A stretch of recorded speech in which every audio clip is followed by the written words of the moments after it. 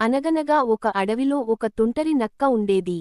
ఒక వేసవి కాలపు మధ్యాహ్నం, అది చాలా ఆకలితో అడవిలో ఆహారం కోసం తిరుగుతూ ఉంది. అది ఆకలితో అలమటిస్తూ, రుచికరమైన ఆహారం కోసం గాలిస్తూ ఆ అడవి అంతా తిరగసాగింది. కాని దానికి ఎక్కడ కూడా ఎలాంటి ఆహారం దొరకలేదు. ఆ తుంటరి నక్క ఆహారం కోసం వెతుక్కుంటూ ఒక ఊరి దగ్గరలోని ద్రాక్ష తోటలోకి వెళ్ళింది. ఆ తోటలో చెట్లకు వేలాడుతున్న నిగనిగలాడుతున్న ద్రాక్ష గుత్తులను చూసింది. గులాబీ రంగులో మెరిసే ద్రాక్షలు తినాలనే ఆశను కలిగించాయి. వాటి మధురమైన వాసన దాని నోటిని నీరూరించింది.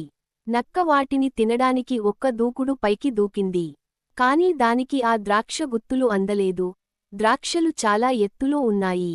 మరలా ప్రయత్నించింది. కాని అవి ఇంకా అందకుండా పోయాయి. ఖచ్చితంగా తాను అందుకుంటానని ఆశపడి, మరొకసారి తన శక్తినంతా కూడబట్టి వాటి కోసం పైకి దూకింది.